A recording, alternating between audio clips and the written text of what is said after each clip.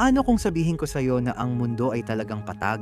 Nagkaisa ang mga gobyerno sa buong mundo para linlangin ang publiko. Ang hilagang polo ay narito sa gitna ng mundo at ang mga kontinente ay nakakalat sa patag na lupang ito. At may 100 metrong taas na pader ng yelo na pumapalibot sa ating patag na mundo. At kung maisipan mo mang pumunta doon, may mga armadong gwardiya na naghihintay para paalisin ka.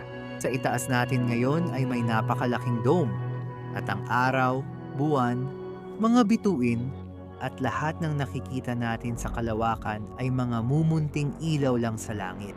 Ngayon, merong milyon-milyong tao sa buong mundo na totoong naniniwala dito. Pero napatunayan na natin na bilog ang mundo mahigit 2,000 taon na ang nakalipas. Gamit lang ang isang butas sa lupa. Kaya siguro iisa lang ang tanong. Seryoso ba talaga ang mga taong ito? Walang kurbada ron, kaya paano magiging bola kung walang bilog? Kasama talaga dito ang National Aeronautics and Space Administration. Sigurado kami hindi ito yon. Larawan ba to? Kasi pwedeng i-photoshop ang mga larawan, di ba? Mapapansin mo rito ang ilang cartoon na ulap, car Photoshop. Hindi kami baliw.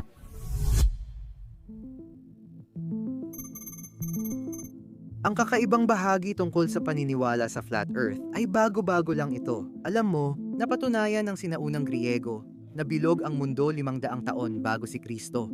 At nakakabaliw kung paano nila ito nagawa. Pag-usapan na lang natin yan mamaya.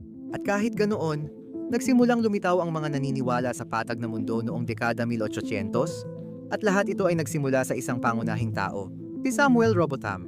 Nasa 1830 tayo sa Inglaterra at ang agham ay sumisigla. May mga bagong tuklas na lumalabas kahit saan at ang teknolohiya ay mabilis na umuunlad sa hindi ka panipaniwalang bilis. Pero ang kaibigan nating si Sam, hindi siya gaanong mahilig sa lahat ng ito. At naniniwala siya na ang mundo ay talagang patag. Kaya nagpa siyang magsagawa ng isang eksperimento para patunayan ito. Kaya pumunta siya sa Old Bedford River sa Cambridgeshire, isang 10 kilometrong haba na medyo tuwid na bahagi ng ilog. Iminungkahi niya na kung ang mundo ay talagang isang globo, dapat nating masukat ang kurba sa bahaging ito ng ilog. Dapat itong kumurba ng 8 pulgada palayo sa nagmamasid matapos ang 1 milya at 32 pulgada naman pagkatapos ng 2 milya. Tumalon siya sa ilog, dala ang maliit niyang teleskopyo at pinanood ang bangkang may bandila na 1 metrong taas mula sa tubig habang lumalayo ito sa kanya.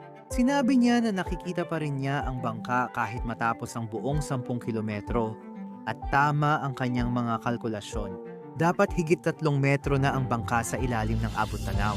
Malamang ay sumigaw siya ng Eureka at pagkatapos ay sumulat ng isang libro tungkol sa kanyang mga natuklasan. Na pinamagatang ang mundo ay hindi isang globo sa ilalim ng alias na parallax na sa totoo lang, astig talaga. Hindi ito nangyari hanggang sa inulit ni Alfred Russel Wallace, isang Ingles na tagasukat, ang eksperimento na iniiwasan ang mga pagkakamaling nagawa ni Parallax upang patunayan na ang mundo ay talagang isang globo. Isinama niya ang atmospheric refraction. At kaya naman, dito na nagtatapos ang ideyang ito, tama ba? Wala nang mga teoryang flat earth. Napakalinaw na ang mundo ay isang globo. Pero dyan ka nagkakamali. At alam mo kung bakit. Dahil sa internet. Ibig kong sabihin, literal kong ginising ang asawa ko at sinabi sa kanya na patag ang mundo. Dahil sa multimedia background ko, alam kong pwedeng peke lahat ng mga bagay na yon. Gamitin mo ang Photoshop o After Effects. Alam mo yon, sa pagtingin pa lang sa ebidensyang yan, kung kaya nilang magsinungaling tungkol sa paglapag sa buwan, siguradong kaya rin nilang magsinungaling tungkol sa mga larawan at satellite. At masisiguro ko sa iyo na walang kurbada sa distansya. Ngayong pumasok na tayo sa panahon ng social media, malaya na ang mga tao na mag-post tungkol sa kahit anong gusto nila. At bilang resulta, tumaas ng husto ang interes sa teoryang flat earth. Mula sa mga video sa YouTube hanggang sa mga viral na tweet at pati na rin sa isang video ni Mr. Beast, kumalat ng parang apoy ang ideyang ito. At aaminin ko, may mga bahagi talagang nakakatawa. At ngayon, dahil sa mga plataforma tulad ng TikTok, kung saan ang mga 15 segundong clip ay napapanood ng milyon-milyong tao bawat oras, nabibigyan ng mas malaking kapangyarihan ang ideyang ito at ang mga katulad nito kaysa dati. Pero sandali lang, sigurado namang may ebidensya sila na patag ang mundo, di ba? Siguro gumawa sila ng mga eksperimento? Oo, meron sila. At masasabi ko lang, talagang kakaiba ang mga yon. Sa dokumentaryo ng Netflix na Behind the Curve, isang grupo ng flat earther ay nagsagawa ng eksperimento na ginagamit ng mga flat earther mula pa noong 1836 para subukang patunayan na hindi bilog ang mundo. Gumamit sila ng 2 tabla na may butas 5 metro ang taas mula sa tubig, isang kamera at flashlight. Nang itapat ang flashlight sa mga butas, tumagos ang ilaw sa pareho. At kung patag ang mundo, kahit gaano pa kalayo ang pagitan ng mga tabla, dadaan pa rin ang ilaw sa mga butas. At ginawa nga nila ito. Binuksan nila ang ilaw pero walang ilaw na lumitaw sa kamera. At pahuhulaan ko sa iyo kung bakit, dahil hindi patag ang mundo. Ang paborito kong bahagi sa lahat ng ito ay ang mismong eksperimento na ito ay literal na ginawa ng ating mabuting kaibigan na si Parallax sa parehong maruming ilog sa Inglaterra. Tapat nilang sinubukan ng lahat mula sa laser gyroscopes. Nang binuksan namin ang gyroscope na yon, napansin namin na may nakukuha kaming pagganon. Siyempre, hindi namin matanggap yon, kaya nagsimula kaming maghanap ng paraan para patunayan na mali iyon na talagang nirehistro nito ang paggalaw ng daigdig. Paggamit ng spirit level sa eroplano, paggamit ng mga teleskopyo at kamera sa tabing dagat, hanggang sa paggamit ng mga weather balloon. At gayon paman, palaging pareho ang mga resulta. Ipinapakita nila na ang daigdig ay globo o may problema sa eksperimento na kayang ipaliwanag ng pisika. Pero sandali, paulit-ulit kong sinasabi na libu-libong taon na nating alam na ang daigdig ay isang globo. Pero paano nga ba talaga yon posible? Nagsimula lang tayong magpalipad ng satellite mga 60 taon na ang nakalipas, kaya nakakabilib talaga. Hindi naman talaga ganoon kahirap malaman na hindi patag ang daigdig. Mukhang may karaniwang maling akala na si Cristoforo Columbus ang nakatuklas ng hugis ng daigdig. Pero sa totoo lang, alam na natin na bilog ang daigdig ilang siglo bago pa siya ipinanganak. Ang kilalang Griyegong pilosopo na si Aristoteles ay nagbigay ng argumento na bilog ang daigdig base sa kanyang obserbasyon sa mga bituin. Inakala niya na ang bawat bituin ay pare-pareho ang layo mula sa daigdig at lumilitaw na gumagalaw ang mga ito sa paikot na pattern sa paligid ng planeta. Pagkatapos, dumating si Eratosthenes ng Cyrene. Astig talaga pangalan niya. Isa siyang heograpo at makata, at sinimulan niyang sukatin ang circumference ng daigdig, pinatunayan niyang ito ay isang globo. Nagdisenyo siya ng eksperimento. Naisip niya na kung maikukumpara niya ang posisyon ng mga sinag ng araw sa dalawang lugar, magagawa niyang kalkulahin ang bilog na sukat ng daigdig. Narinig niya ang isang chismis na may balon sa lungsod ng Siene sa Ehipto. At tuwing tanghali sa araw ng summer solstice bawat taon, ang mga sinag ng araw ay direktang tumatama sa balon. Pinapaliwanag lamang ang tubig sa ilalim at hindi ang mga pader ng balon.